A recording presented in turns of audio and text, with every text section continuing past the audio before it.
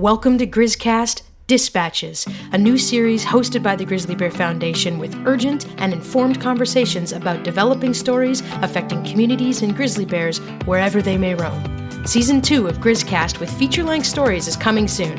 Until then, Dispatches will keep you connected as current events unfold. Let's begin. So, along the coast of British Columbia, grizzly bears are on the move. Driven by innate curiosity, changing food sources, human development, and the impacts of the climate crisis, grizzlies are beginning to wander into unfamiliar places, raising questions about coexistence, conservation, and community safety. I'm Nicholas Scapolotti, and in this episode of GrizzCast Dispatches, we'll follow the remarkable journey of one such bear, a young male who swam across the Salish Sea to arrive alone on Texada Island. Tex, the most recent and perhaps the most talked about grizzly bear on the move. Tex is a young male currently exploring Texada Island, the largest of the Gulf Islands. It's about 300 square kilometers and it's just off the Sunshine Coast.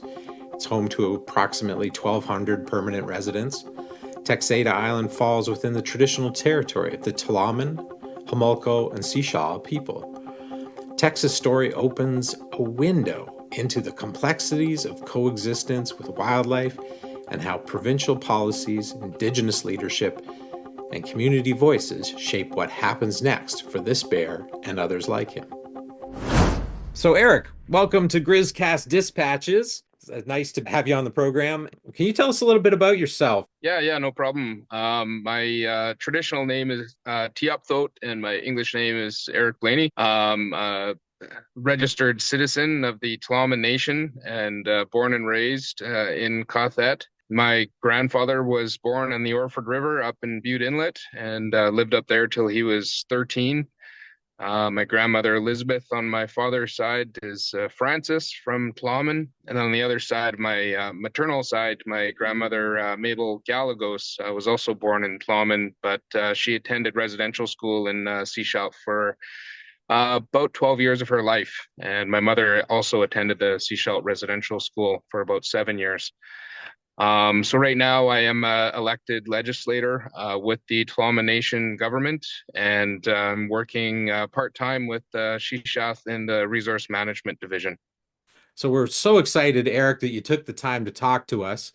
This is a really timely issue that's happening. It's in the news. There's lots of talk between different nations and the province, local conservation groups, all concerned about this bear in particular, but also in a bigger context, the move of grizzly bears into areas that, we haven't traditionally seen them in a while. So can you tell us more about your nation as well as Shishalh and Homolko and your interest in translocating this young bear? Yeah, for sure. This bear has been in the Shishalh Nation Swaya for a number of years, and it's been relocated throughout the Swaya a couple of times now.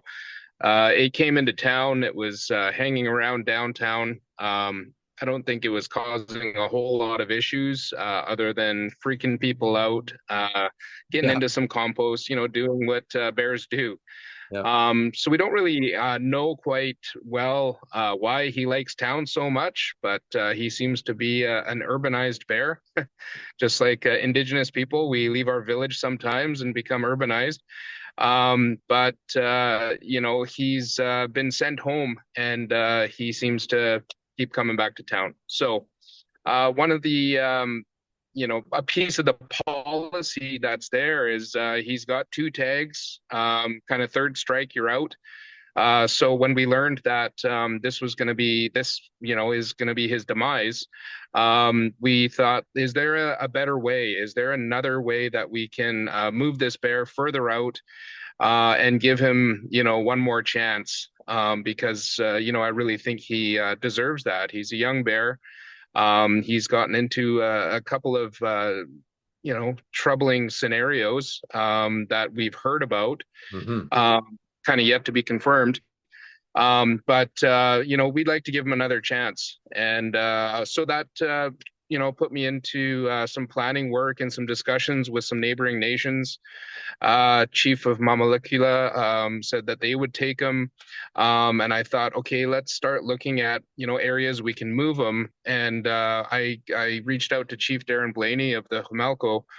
And Humalco has a Grizzly Bear tour company up in Orford, where my grandfather was born. Right. Yeah. So they've got a healthy population. I believe they've got about 37 bears up in the Orford Algard area. So I called Chief Blaney and just said, "Would you like another bear?" Right. And gave him the story on it. And I said, "This bear is going to be destroyed if we don't, come up with a plan. And I'd like to get him as far out as possible." So he gave me the blessing to chat with the Guardians. Chatted with Chris Bunn and Craig Galagos, and I came up with a plan to look at Scar Creek, or Hamathco or Southgate, somewhere that's very far out. Right. We've seen bears cross from Butte Inlet to Toba Inlet over the glacier, about 450 kilometers in a matter of weeks.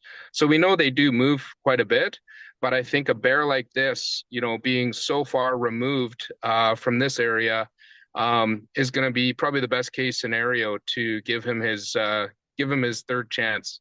Right. So you've mentioned that, the province, in partnership with the Shishalh Nation, has moved this bear, which locals on Texada are calling him Tex. They moved him twice.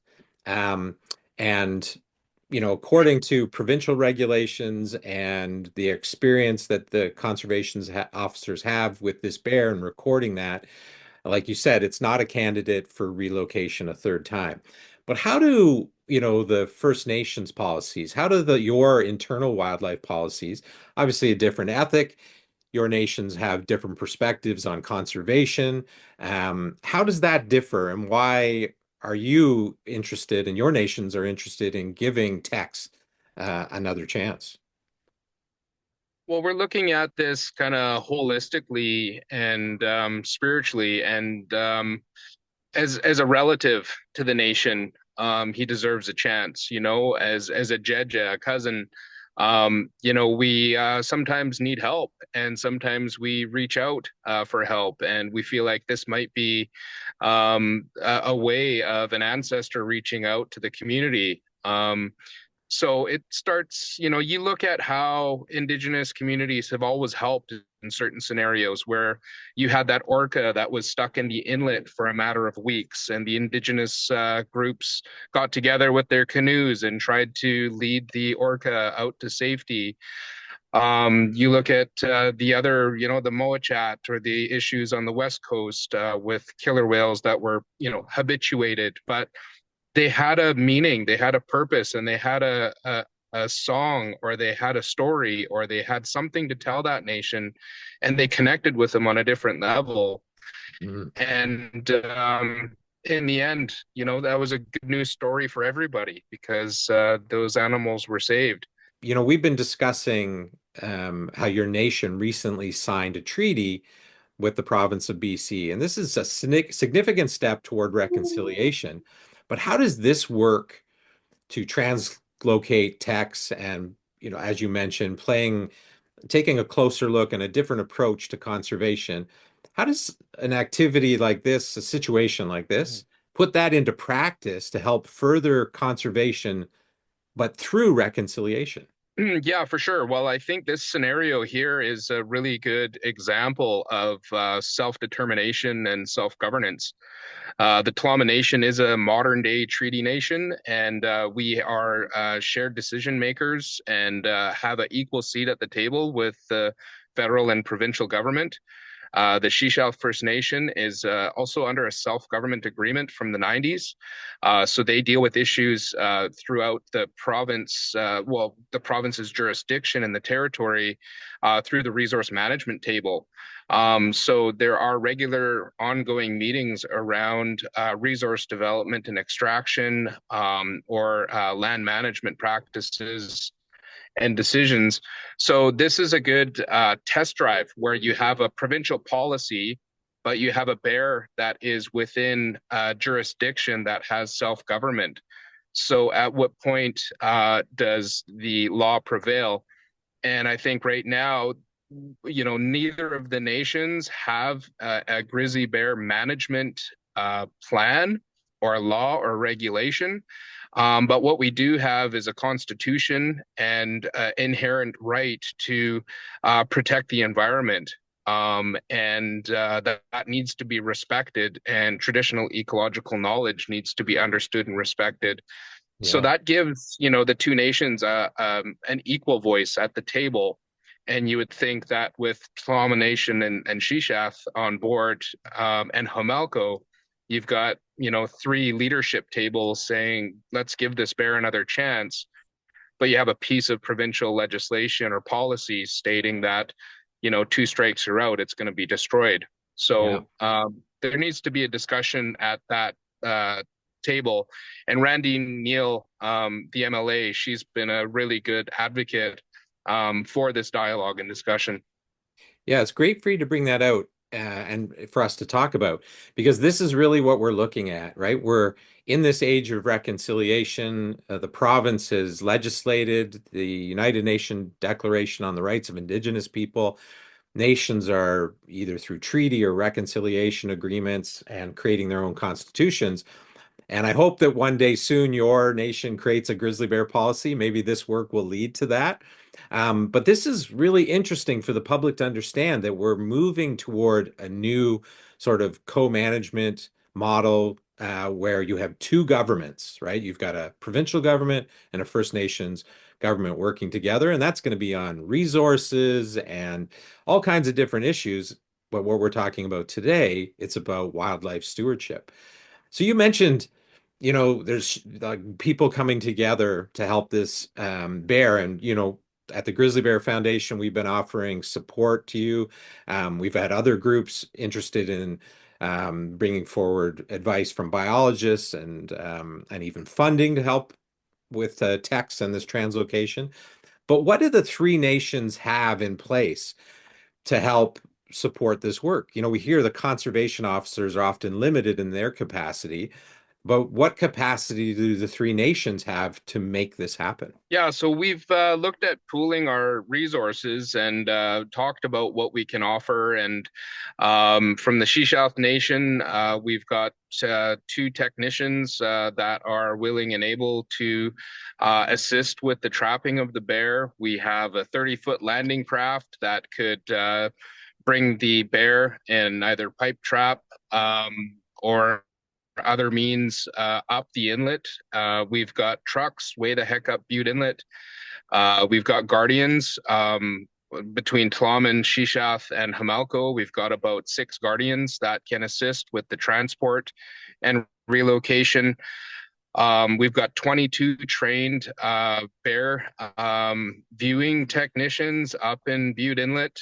They've been able to partake in DNA studies and the collaring of bears over the last 6 years. So we do have some significant human capacity and vehicles and boats that can make this relocation happen. And what we're looking for from the province is just assistance in capturing the bear and keeping him or giving us advice on how to keep him safe and with little stress on the ride up the inlet to his new home. Great. And I hope that we can help with that and connect you with the right people. Thank you for taking the time. I see that, you're at the side of the road. You're a busy guy. You got a lot going on. So we really appreciate it. But before we go, a lot of the work we do at the Grizzly Bear Foundation through the Indigenous Roundtable on grizzly bear conservation is looking at how Indigenous languages are core to understanding a difference between one culture and another in how they describe conservation or their respect or connection to a particular animal or place. And there's all kinds of things that are tied up into that, your right and title, the responsibility of different families. Is there something you can share about that responsibility with us today? And maybe to start with, just in your language, the word for grizzly bear. Yeah, haugas is the word for grizzly bear in our language, haugas. And the haugas is something that is very special to my family. My son dances the Grizzly Bear dance, and we're about to open up the first longhouse in our territory in 140 years tomorrow. And my son has been practicing, so he actually, yeah, he wears a grizzly bear hide when he's dancing. And when he gets on the floor and dances that dance, it just, he can feel it. He says he could feel the animal within himself, and that gives him the stamina to do the dance in the heat and that really big, thick hide that he's wearing. Yeah. And like I said, my grandpa was born in Orford, so he was born amongst the grizzlies, and our people have been living with these grizzly bears for thousands of years, right? So we've learned to live with them, and we've learned how to manage the problem bears. And of course, having respect, but looking holistically and using our culture and our traditional ecological knowledge to manage situations like this. So that's kind of a little brief history on sort of how we've managed to live in harmony with these bears and deal with problem bears and have that ceremony intact for future generations. Well, I really appreciate that, Erik, the leadership of your nation and sharing with the listeners, so they can get a deeper understanding of the value of Indigenous-led conservation and partnerships between both governments to have better conservation and animal welfare outcomes for grizzly bears like Tex. We really appreciate it, man, and we look forward to working with you more in the future. And thanks for being here for GrizzCast Dispatches. Right on, appreciate it. Thanks. Thanks for listening to GrizzCast Dispatches. This report is the first in a mini-series exploring the story of Tex. Stay tuned for follow-up reports where we'll hear from a bear biologist who gives us in-depth insight into coexistence and the science behind relocation, and the BC Conservation Officer Service on the history of Tex's journey and what's next for him. Subscribe to GrizzCast now so you don't miss these timely interviews. GrizzCast is hosted by the Grizzly Bear Foundation, a charitable organization solely dedicated to the welfare and conservation of grizzly bears. Support our work by making a donation at grizzcast.grizzlybearfoundation.com and get on our mailing list. This episode was produced by Lindsay Marie Stewart and Sarah Vickruck. Music composed by ALO. Sound editing and voiceover by Sarah Vickruck. Nicholas Scapolati is the executive producer and host of GrizzCast. Season 2 of GrizzCast is coming soon, so stay connected. Please share and subscribe wherever you get your podcasts.